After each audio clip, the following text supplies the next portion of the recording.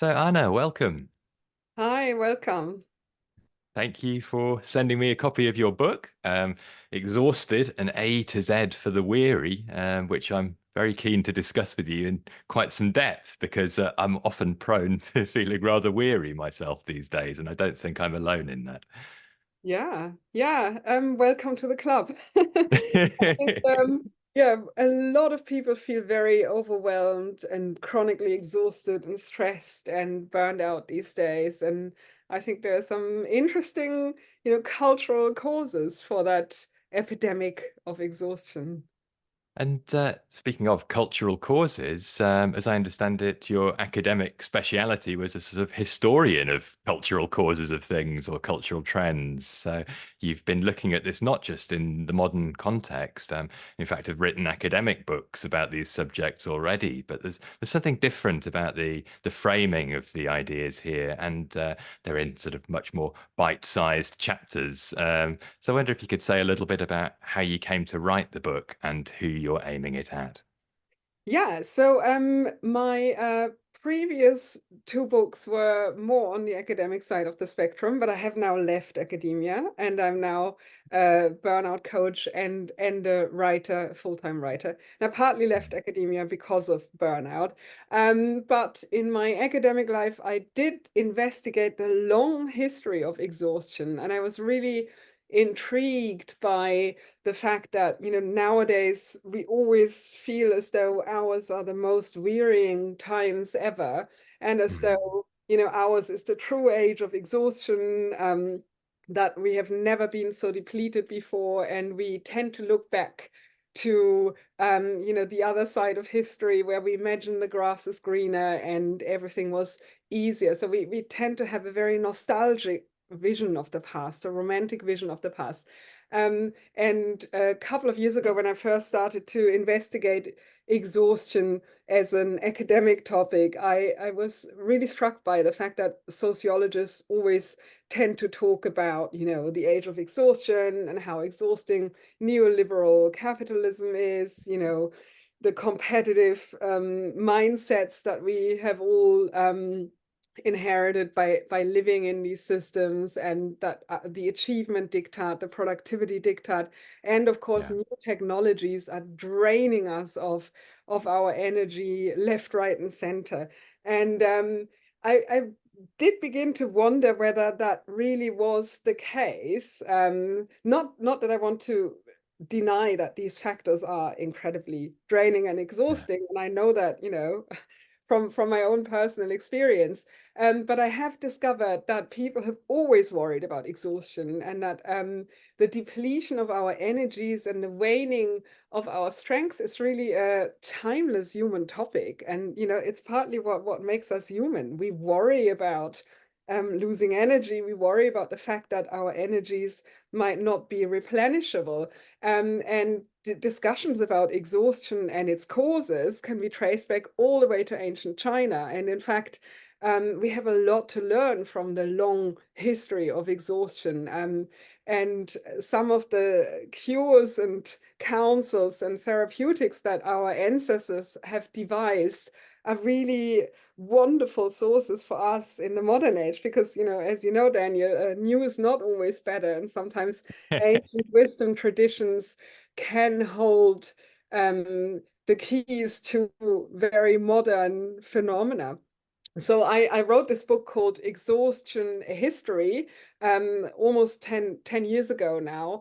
And I looked at, the kind of theories that people have come up with, and the therapeutics that people have come up with when they talked about exhaustion in the past. And it's really fascinating, because um, the reasons for, well, the causes on which people tend to pin exhaustion vacillate massively, from external to internal, and from somatic to psychological to spiritual. So there's a lovely kind of um, jumping from one to the other throughout history. And in the past, people, worried, for example, about the the malign impact of planet Saturn on our Yeah. energy levels, or they worried about an imbalance between the four bodily humors and, an exaggerated quantity of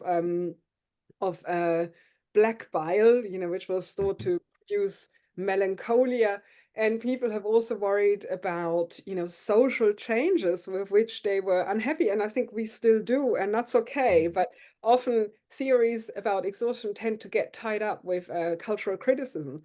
So, in the 19th century, some physicians wrote about the emancipation of women as a major cause for their exhaustion. The fact that women try to enter into public life, and they warned them sternly against that and said, don't do it. Your energy levels will not be able to cope with that, and you will, suffer horrible physical and mental consequences if you do so. So theories of exhaustion can also be weaponized for very specific Mm.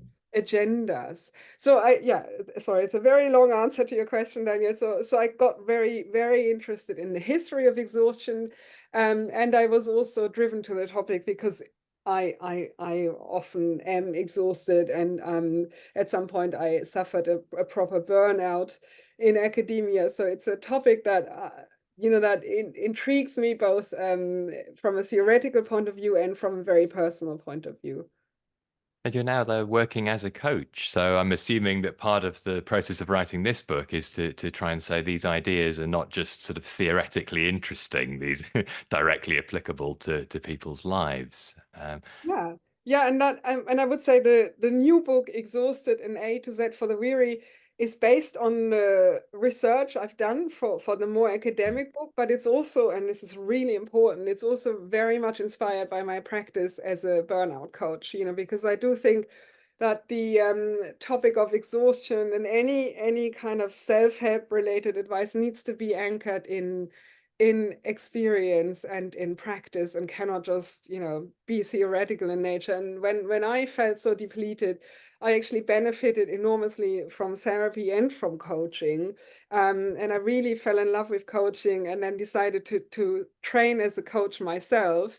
And then because of my academic focus on exhaustion, I sort of naturally started to coach the exhausted, and a lot of the clients I work with have suffered burnout, are in the midst of burnout, are recovering from burnout, are about to slip into burnout. So um, because of my own background, my own personal experiences with burnout, and because of the research I've done on the topic, I sort of naturally felt that this is the area where I can be most of help.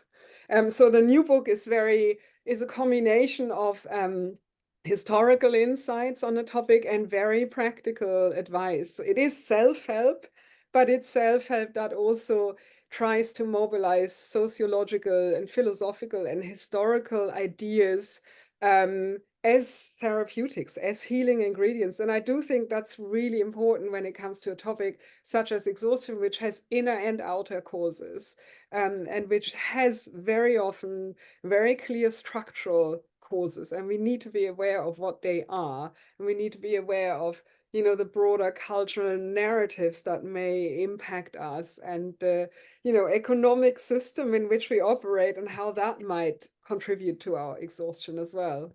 Well, absolutely. And, we're swimming in this water that we perhaps don't realize is, a particular temperature or full of whatever ingredients because we're just in it. And it's very hard to step outside of it and see the difference that could exist. But then again, there's a limit to how much we can change the environment within which we have to operate. We have to then perhaps, look within to what we can do to be more resilient in it. And I think one of the themes that comes up again and again in the book is related to work. And it's in a work context that you describe your own burnout.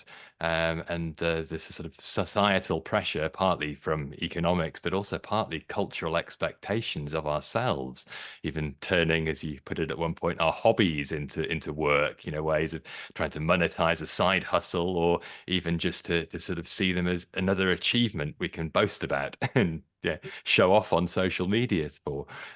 So I think coming back to your own experience, it would be really helpful if you'd be happy to talk about it, to describe the process of going beyond just being exhausted into burnout. What was it for you? What were the factors that pushed you over the edge? Mm.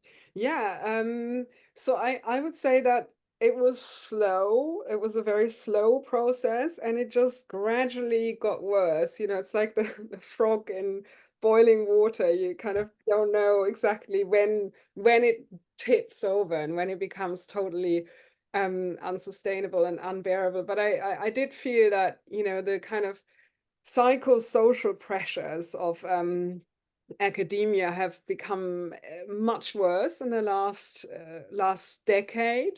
So when I started, I think we were in a phase of expansion and building Mm, and creativity, and I had 10 amazing years in academia, and then things gradually changed and shifted. And in my subject, we also ended up with fewer and fewer students. So there was a kind of anxiety about sustainability and I think it didn't bring out the best in us, including myself. I also, this is something that people don't really talk about very much. We think about key symptoms of burnout, chronic fatigue, and I had that. I felt very tired. I had very little energy for anything but work. But I would also say that, we can become very bitter and irritable when we live without enough energy and appreciation and joy for a very long time. And I could see that in myself. I could see myself becoming a very bitter person, focusing very much on the pain points and then what wasn't working well. And I think at some point I just woke up. I was like, I don't want to be that person anymore, and I don't want to mm, live like that anymore. It just felt like my life had turned really gray and colorless. And I think, the environment in which I was particularly toxic. It really, I think the precariousness of our mm, situation brought out the very worst in all of us. People become very selfish and territorial and hurtful. Um, and yeah, I just at some point really felt like, this is not worth it anymore. What I'm getting from being in this job is no longer worth the price I'm paying with my health, my mental health, with my well-being. And at that point, I did have a sense of what I wanted to do instead. I had discovered coaching, and I had always been very, very interested in psychology. So I had a strong kind of, I'd rather do that sense, and then it took me a couple of years to build that up and to make it happen, and then to put together the courage to jump. But I would also say that, that was the personal dimension and the unique situation in which I was. But I would also say that I have noticed in myself the kind of deeper cultural toxic narratives around work, and how they really impact on individual lives. This kind of sense that you always have to be productive, you always have to do something, you always have to use your time wisely. The idea of having a break, resting, doing something joyful or just for pleasure, being like a waste of time. I felt very dominated by that, kind of very dour Protestant work ethic. And it's not helpful. And that also got me interested in the question of how a lot of us are really, really shaped by these narratives around work and time and productivity. And we tend to think that they're quite new, that they're very unique to the neoliberal techno-capitalist age, but they're actually very old. That was also something that I discovered in my research, that they have religious origins. mm, They go back all the way to the idea of laziness and acedia, melancholia as sinful states of mind, and they can be traced back to the kind of Calvinistic Puritan idea that success in our worldly lives is a sign that we are one of the elect, that we're one of the chosen ones. So Protestants tried to kind of manipulate the sign of being a chosen one, thinking that would ensure salvation and being one of the elect in the afterlife. So there's that fascinating process in which religious beliefs became tangled up with the Protestant work ethic, and the sociologist Max Weber has written an amazing piece about the Protestant work ethic and the spirit of capitalism, which I think is still a really, really well observed, very well observed piece of work from which we have a lot to learn. I This think though you entanglement of salvation and work and success. That's something that's still very alive in a lot of us. No, I think you're right there. I was also, though, struck by a Catholic context for some of these ideas as well. You were talking about Dante and the Divine Comedy, encountering the lazy in the circles of hell. But then also, there's this reference you make at one point to this Italian spirit of dolce far niente, just doing nothing for the sake of it and enjoying it. So, sort of the celebration of idleness of a certain kind. So yeah, I wonder if is there something in that worldview that's just different enough to resist these pressures, or is this something that modern citizens of the globalized world are all subject to, whether or not they grow up in that Protestant work ethic culture of Northern Europe and North America? Yeah. Yeah, I mean, without wanting to, like make wild generalizations, but I think, Oh, go but on.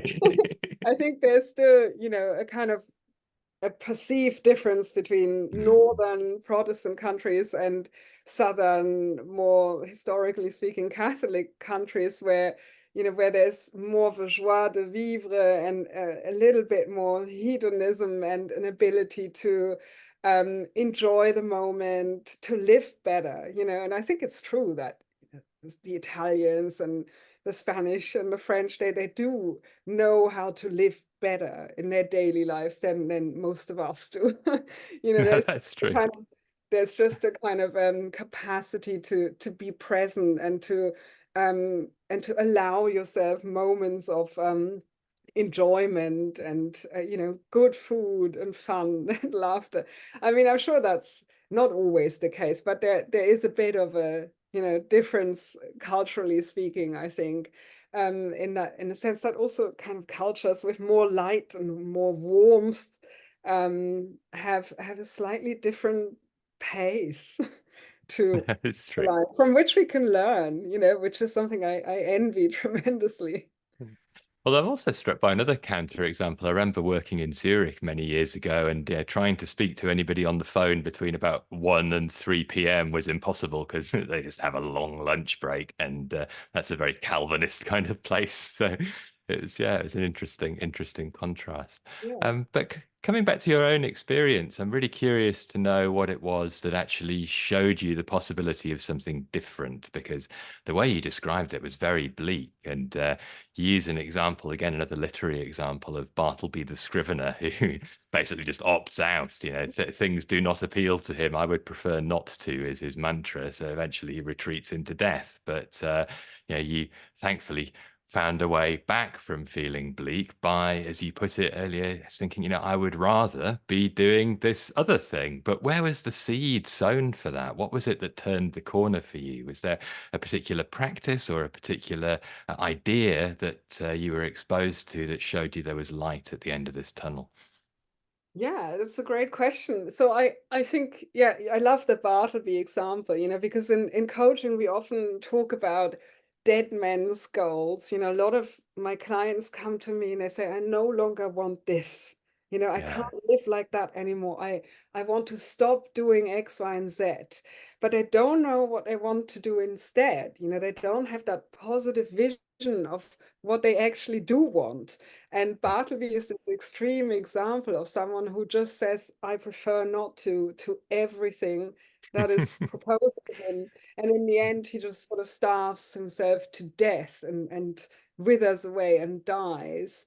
But I do think it's very important when we are so trapped in unpleasant circumstances, that we somehow manage to get back in touch with, a vision of a better life, or something that, makes us feel alive, and that we want to do, that we actively want to do. And that is often dead, when we're very, very burned out, and when we're very, very exhausted. We don't have that, we just languish in a kind of dark gray zone. I think in my case, I benefited from coaching myself. So I had a fantastic coach, I had a really good therapist. I could feel how great, that those practices can be, and how you can gradually get back in touch with what you need and what you want and what you long for. I also luckily had two friends who have founded a startup, and they kind of gradually allowed me to join them, and they kind of mentored me, and then I Mm. trained as a coach myself, and I started coaching. And I always found it hugely energizing and rewarding.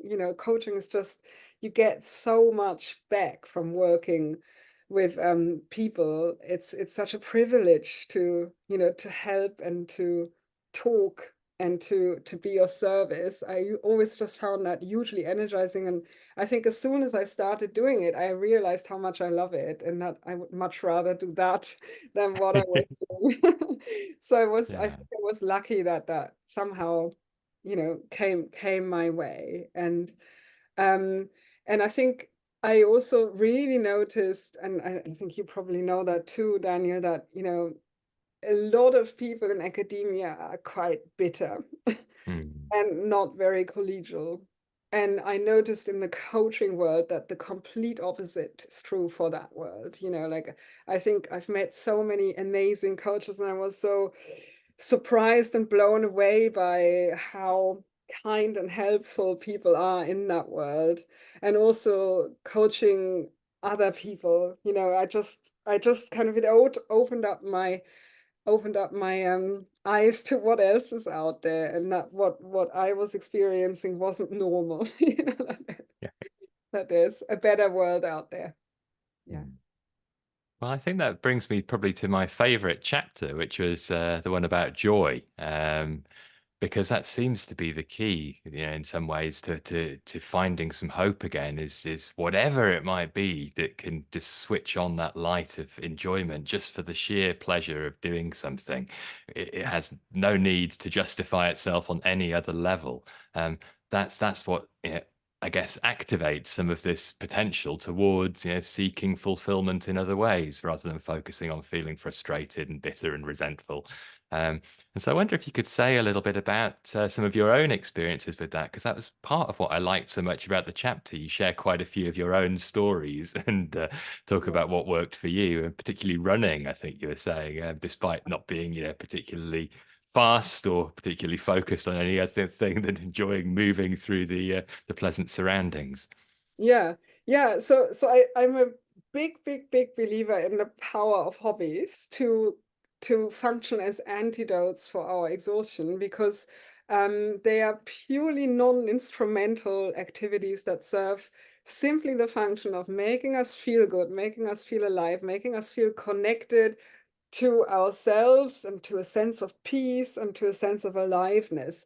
Um, and often we lose, the capacity to even have a hobby, or even know what might help us, or what feels good when we're very, very exhausted. A lot of people have nothing but their work, and when they suffer at work and they only have work, then that is really dramatic.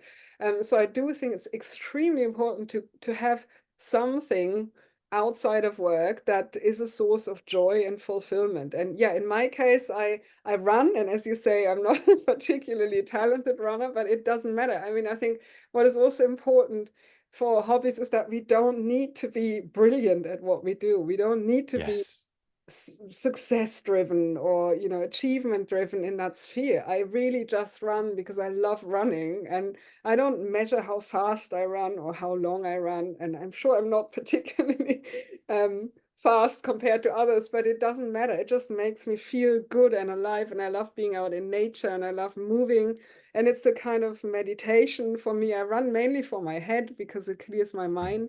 um, and I also do kickboxing, and I'm really not talented at that. And, and I started very late. And I just love it, I just feel so good doing it and after it. And yeah, also it felt good to do something a little bit more martial, because I think Mm. I do yoga as well, but I did also, especially when I was still at university, I had a lot of anger in me, and it felt really good to let that out in a Yeah, I can very imagine. controlled way. Yeah. I think one of the problems that, again, this is probably cultural, a lot of people are struggling with is this, difficulty tuning in, not just to what we would like to be doing instead, but even to just what we're feeling at all. And you describe in the chapter on urgency that people are often trying to keep themselves busy as a way of, avoiding feeling things. And I wonder, what is it that we're so scared of feeling as a culture? And when you're thinking about the clients you're working with, um, what is it when they get in touch with it that enables them to cope with this thing that they were so afraid of, of actually feeling? Yeah, it's a great question, Daniel. I think we keep busy in order not to feel too much at some level, right? When we always do, we don't have to focus in on being. And Mm, sometimes when we stop working and when we stop being very busy, that can be very frightening. That can actually come as quite a shock when we notice feelings that we try not to experience, such as sadness or anger or bitterness or irritability. And when we're kind of very much confronted with those feelings. And I think a common dilemma a lot of us um, probably experience is that the more we work, the emptier our life becomes in other domains, right? It's like living in just one house, one room of a big house, and then all the other rooms become cluttered and cold and dusty and empty, and then and our world shrinks, and we just spend all our time in that one room. And then when we step outside of that room, we kind of notice the emptiness and the kind of frightening neglect. And I think that can happen with work, when we become very addicted to our work, and when work is our one and only source of meaning and purpose. um, then looking at, our relationships, our friendships, our physical health, our mental health can come as a shock. And then it's easier to just continue to work rather than better trying the to. devil you know. Yeah. Yeah, exactly. Yeah. Yeah. There's another dimension to it that you highlight, and I wonder if it's just an extension of the same thing, or if there's an extra ingredient, and that's perfectionism. And that's not just about keeping busy. There's a particular quality to it which is absolutely impossible. It's torturing oneself with the idea of an unattainable sort of target. And I wonder what's behind that. Yeah, I think perfectionism, there's a lot of research on a strong correlation between burnout and perfectionism. Mm, And again, perfectionism is culturally validated. I think, we live in a culture that cherishes and fetishizes perfection. And perfectionism is also often a trait that makes us really successful in the workplace. But if we mm, over exercise that trait, it can backfire. It can actually become something that becomes harmful. And there's some research on, like perfectionism having two components. One is mm, perfectionist aspirations, which is positive, wanting to do your job as well as you can, wanting to do everything you do with care and with, deliberate attention, and hoping for an outcome that is as good as you can make it. That's not necessarily negative. But what can be harmful is perfectionist judgments, and that is us criticizing ourselves for not having achieved our very high ideas, and that's related to the inner critic. harsh self-judgments and a kind of very negative voice inside ourselves that kind of always drags everything in the mud. And if we have really high standards, unachievably high perfectionist standards in our head, we will fall foul of them all the time. And then we berate ourselves, and we never celebrate our successes, or we never think, hey, that was just good enough. And we work harder and more because we have these really high standards. And I would also say that perfectionism can mask, a sense of we're not really valuable as such. We need to earn our value all the time. We need to demonstrate our value. We need to achieve in order to feel worthy. So perfectionism can have, origins in much deeper childhood based negative core assumptions of ourselves, that we're not lovable or worthy as such, but we need to always work very hard to demonstrate that value and to convince ourselves and others of the fact that we hold value, that we are, human beings who have something to contribute. Oh, absolutely. And that really is the core of it in a way of, trying to just be okay with being ourselves. Mhm. And the world of work is obviously, not going to tell us you to sit in the corner and be yourself. It makes demands on us, but we need to be able to navigate it somewhat on our own terms. And that's obviously quite challenging because yeah, these times are difficult, and it's not easy to make a living. And yeah, speaking as somebody who works totally freelance, I'm doing everything, sort of juggling several other things while I'm trying to do the thing I'm doing. Always aware that they're not necessarily all adding up to anything like the last salary I earned in 2009. So it's all a bit stressful from that point Yeah, of view, yeah. and we have to find a way to manage all of that. So. I guess I come back to this question. It's all obviously very interconnected. And before we sort of dive into some of the ways of making sense of the interconnection, I wonder how you made sense of the task of trying to organize these thoughts into 26 separate chapters organized by letters of the alphabet, given that there's so much interweaving of ideas there. Um, were there some of those letters that you wanted to use more than once, and were Oh, there yeah. maybe some that you struggled to find a theme for? Yeah, the A to Z structure. It was like I wanted to present my ideas in a much more readable and digestible format. Hmm. And I also wanted to keep my chapters really short because I know when we're exhausted, we just don't have the headspace for long, complex arguments. Um, and the A to Z structure, I think I'd just come across a couple of books like I think the novel cure Yeah, was that's really the one I great. was thinking of. There's Yeah, a blurb on the cover from one of the yeah, authors of that. So yeah, yeah, the novel cure and a few other books that have used that format in a hugely creative way. And I also like creative constraint, when you work yeah. within a quite narrowly defined structure that forces you to be very creative within that structure. I like the challenge of that constraint. And I was inspired by some books who had used that A to Z format in a really beautiful way. And I just started playing with that format, and then was like, yeah, I think I can make that work. I mean, there were obviously some more challenging letters like Y and Z, but in a way, they forced me to think about what I wanted to say in a slightly more creative and playful way. I think it also Hmm. introduced a bit of playfulness, and that was important to me because I'm still trying to shake off, my former academic identity and writing style. So that helped me greatly to do so.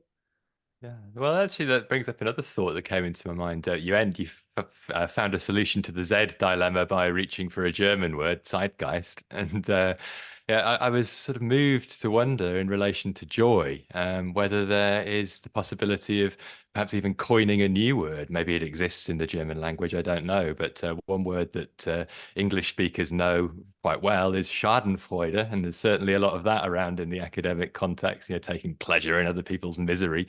But what about Freudenfreude, taking pleasure in other people's pleasure? Could that be Ah, something that could be developed? Is that even a yeah. word? You know what? There is a word, and it's very similar to the one you were proposing, Daniel. It's Mitfreude. It's Ah, to get joy from the joy of others. And I actually chatted to a friend of mine um, about that concept on a previous podcast, which was about ah, Schadenfreude and Mitfreude, and how everyone knows Schadenfreude, but nobody knows the concept of Mitfreude, which does exist. I mean, it's not as hmm, widely used, but it is really the idea that we can um, derive pleasure from other people's achievements, successes, and happiness.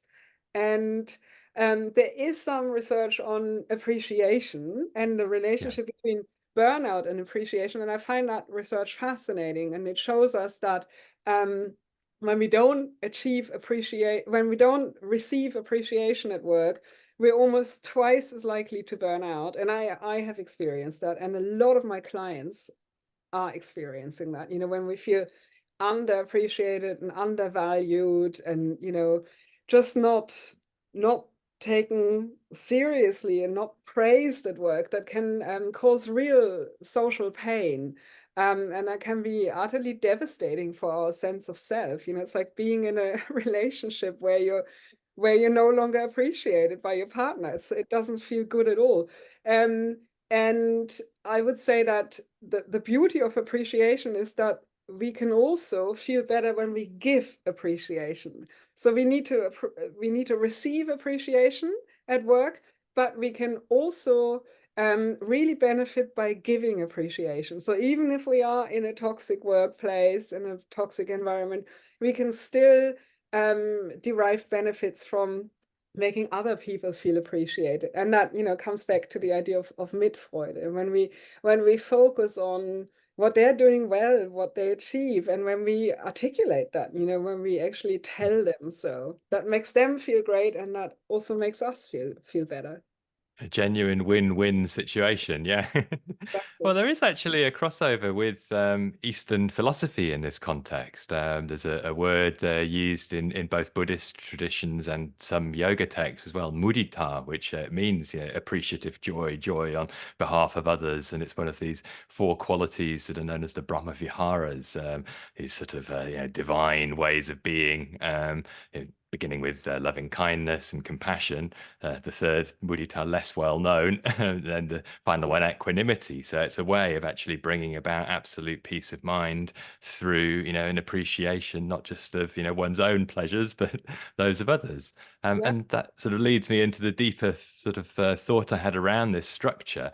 Because you've organized everything by concept rather than sort of by specific advice or particular themes. I wonder which traditions, because you did emphasize the traditional aspect, have shaped your approach the most. There's references to a huge variety of sources in the book. In fact, it's almost like not quite a novel cure, but a guide to world literature on some on some levels. There's lots of different strands in there, but I wonder if there's one particular tradition of wisdom that shapes your thinking more than others. Yeah. Yeah. I think probably Stoicism. Hmm. I'm a huge fan of Stoic philosophy and the idea of focusing our energy on what we can control and learning to accept with, cheer and equanimity what we cannot control. And of course, as you know, Daniel, there's a lot of overlap between Stoic philosophy and ancient Eastern traditions as well. Um, and so I think the Stoic circle of control is a fantastic tool for anyone who feels overwhelmed and overburdened. The idea of focusing our limited energy, especially when we don't have a lot of it, it's very important that we handle the little we have wisely, and focusing on that what we can actually control, and where we can make a difference, and where we can be impactful, and learning to accept what is outside of our control. That can be hugely liberating if we don't expend too much mental, cognitive, and emotional energy on what we cannot change anyway. Of course, what is changeable and what isn't changeable is another another big question, and there's a lot of debate around that too. But if we, if we apply it to the more obvious things, it can be quite an inspiring tool. And I would also say that, acceptance and commitment therapy is Mhm. a modern third wave cognitive behavioral therapeutic school that I find hugely helpful, and that has its roots in many of the traditions that you will be very familiar with, including Buddhist mindfulness practices and acceptance practices from, Taoism and other traditions. And I think the idea of becoming an objective observer of our thoughts rather than being deeply entangled with our thoughts and emotions is another absolutely crucial practice that can help us when we feel exhausted and depleted. This idea of noting that we feel anger rather than saying, I'm Yeah. so angry. You go like, I note I'm experiencing anger, and you create that gap between yourself and your anger, or yourself and your irritation or sadness or whatever it is that you feel. And I love about acceptance and commitment therapy that the idea is not to fight those emotions, or to reason ourselves out of them, as is the case in cognitive and behavioral therapy. But in acceptance and commitment therapy, it's all about noticing them, accepting them, being with them without getting caught up in them, and then they naturally, change into something else, because emotion is sort of energy in motion. If we don't fight these emotions, they change quite naturally. So I find that a hugely effective tool, especially for clients who have a strong inner critic who always tells them, you're shit at your job, you're not good at this, you're unlovable, you're X, Y, and Z, and Yeah. when people have a very strong inner critic, that diffusion technique can be incredibly powerful, and it's very ancient. It's like, I think it's come into our awareness in lots of different guises, but I'm sure you will know its roots in the traditions that you're an expert in. Well, probably the oldest source I know is the earliest of the Upanishads, which is talking about how to find the true self by ruling out all of the things that we're not. So anything you can identify yourself with can't be the true self. That's just some limited label that you've chosen to apply. And the truth is always one stage further back than that. So when you run out of words, that's who you are, basically. Yeah, You are none of these things. You're the consciousness behind them. yeah. So yeah, that's probably the earliest expression I know of, but there may well be older ones. Yeah, Yeah, yeah, that's a beautiful one. Whenever you think I am this, you're not that. exactly. Yeah, yeah. And I'm curious though about this actual application of some of these ideas. You mentioned the circle of control exercise specifically in the book. And I wonder if you might just talk us through very briefly what that looks like, to actually be able to start to narrow down what we can control and to let go of the things that we can't. Yeah, the circle of control exercise entails, first of all, that we make a list of our core stressors. So first of all, just creating that awareness of what it is that stresses us most in our lives. And then once we've got this list of external and internal stressors, we can then draw two concentric circles on a sheet of paper, one smaller, one nestling in the other. And then we can put our stressors into the respective circles. And the outer one is the circle of things that we cannot control, and the inner one is the circle of things that we can control.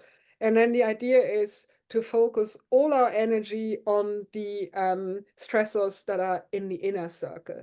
Now, there's a lot of, as we mentioned, there is probably, we could have deep philosophical debates about where the boundaries are between what we can control and what we can't control. And the Stoics were very extreme about it. And they basically said anything external is outside of our control. And the only thing we can truly ever control is our reactions to and our judgments of external events. And they were very, very rigorous about that. And they said we should not, you know, put our heart on any of the externals and really just focus all our energy on cultivating our um, our our mindsets, our attitudes, our judgments, and learning to manage these, learning to manage our horizon of expectation. I mean, they were very hardcore that way, and there is a gray zone, and I will not deny that, the kind of outer and inner ring structure is quite simplistic in its way and probably debatable, but it can still be a very powerful tool when we're very exhausted. Just for example, saying, hey, I will not be able to change this person and their behavior. So what do I want to do about it? How do I want to show up with this person who will always behave that way, right? Like when we have a toxic boss, for example, it's like, you won't be able to change that person, but you can to a certain extent think about and put your energy on how you want to show up in that situation, what you do want to do, what you don't want to do, who you want to be in that dynamic. That's a very constructive way of putting it. And, in the end, of course, there's going to be a grey area because if we take the sort of most famous modern expression of these ideas in the Serenity Prayer, it's basically the courage to change the things that you can, this sort of strength in various different ways to be okay with what you can't change. But the wisdom to tell the difference is the key thing. That's basically what the prayer element is. Oh, my goodness, please grant me this wisdom. And obviously, these different practices can help us to gain some of that wisdom, to be a little better attuned to where we're trying to control what we can't. And that's what's causing our misery, for example, in perfectionism, trying to control, what we actually consist of in the world through the management of things that have nothing really to do with who we fundamentally are underneath these ideas about ourselves. So Yeah, it absolutely. can be a very, very fruitful path to inquiry, even to say, let's look at the grey area and let's Oh, play with it and see where we get. yeah. Yeah. I mean, it does get us into much more philosophical debates about agency and the boundaries of our Mm. agency. And of course, the Stoics lived in times where there was very little agency regarding politics, for example, Yeah. political change and interventions. They were all the creatures of eras with tyrannical rulers who had the power over life and death and could order people to commit suicide just on a whim. So there's also a historical context to Stoicism that has changed dramatically now because we do have more agency. And defining what the boundaries of our agency are is, of course, an altogether different can of worms. Well, especially given that, the modern Western world in particular has overdosed on the other extreme with this Yes. cult of the individual and the expectation that, we can, in the consumer society, have everything we want if only we get enough money and, push the right levers of whatever machine it is that we think we're operating. Yeah. So there is this expectation of being able to get what we want in a way that, the world has never really ever delivered any people ever in history.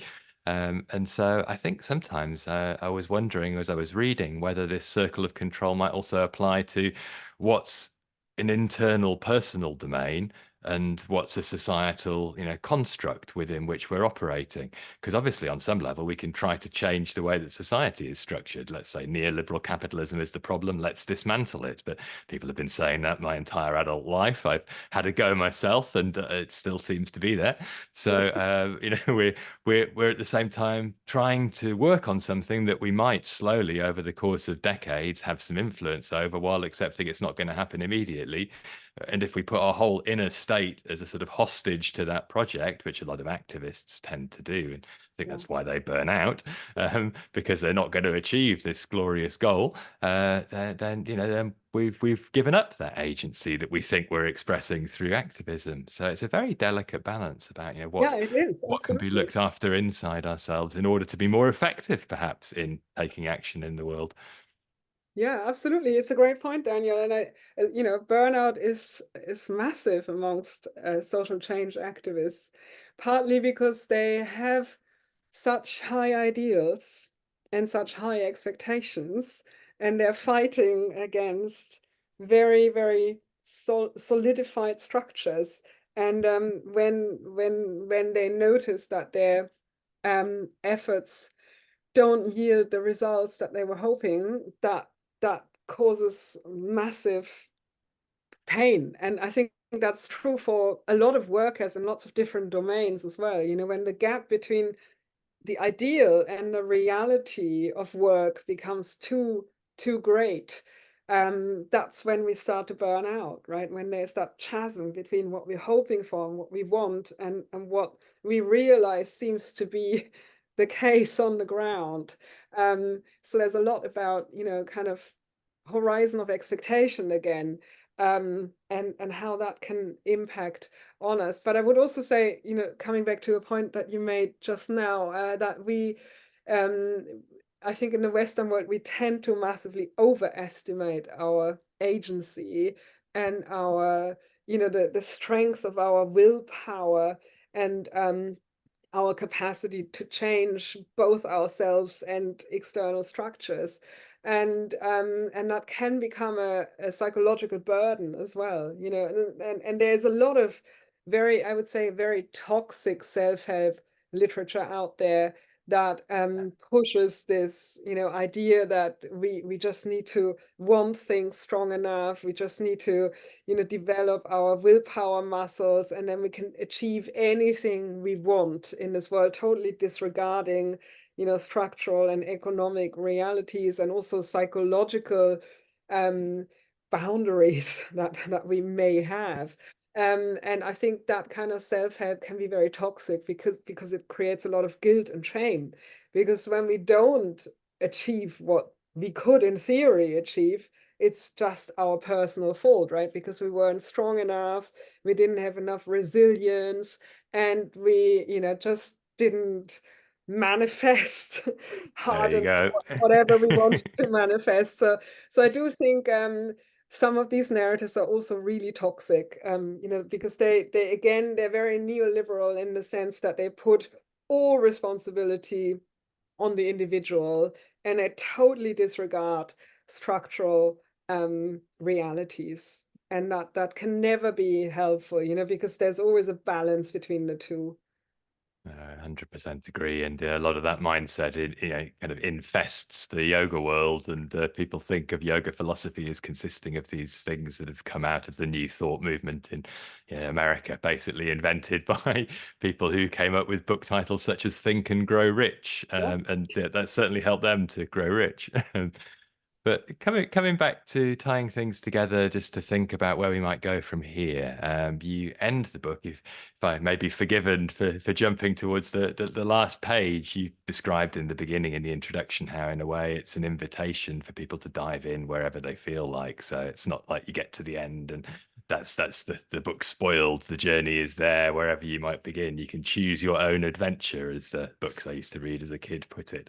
At the very end of talking about the zeitgeist, you're saying that there is some need to find a way to, I guess, a vision of a brighter future, and that's obviously what helps people to come out of burnout, as we've been talking about. But thinking on the social level, what is the kind of vision that we need? You quote at the end Nick Cave, and he's talking about this connection to the other, whether it's people, nature, art, or God. And it's particularly that last word that struck me, and the choice to put that in the final paragraph of the book. Are you thinking that some form of religious dimension is part of the solution of how we rethink some of these miscalibrated ways of understanding our place in the world? Mm.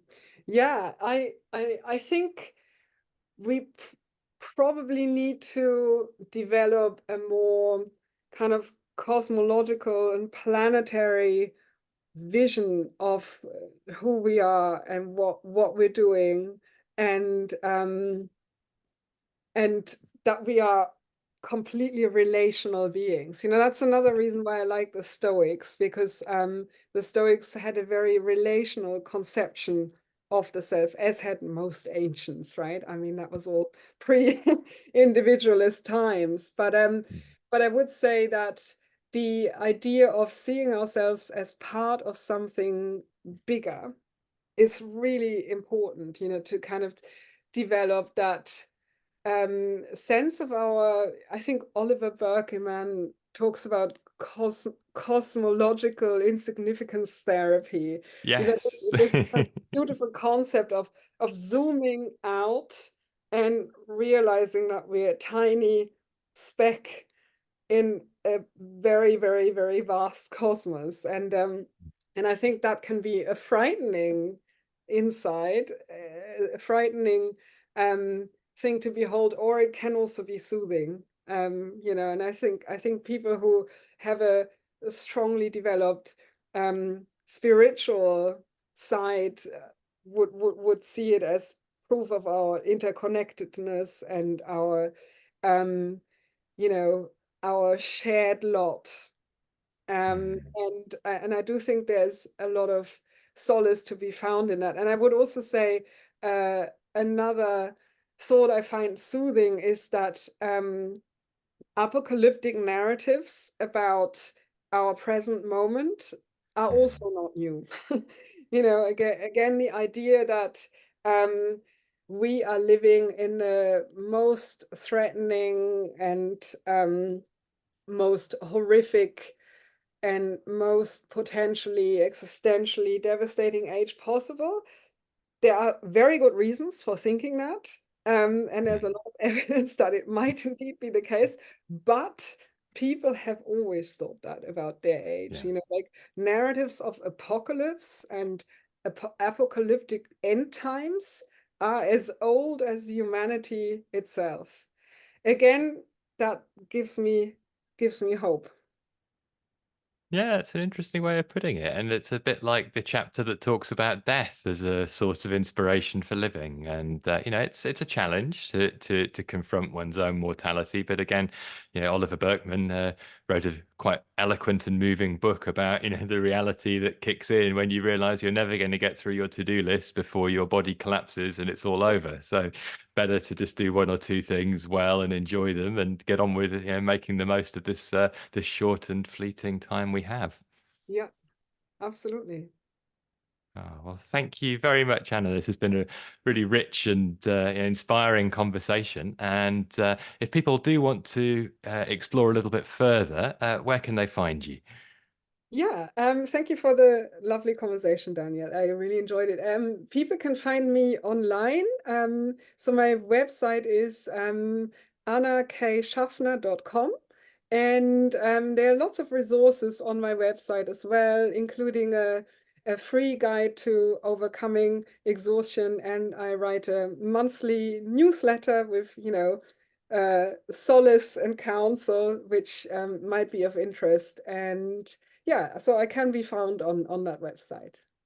Great, great. Well, thank you again. I'll put a link to that in the show notes. And Lovely. I look forward to hopefully future conversations. It's been a Yes, great pleasure. thank you. Thanks again.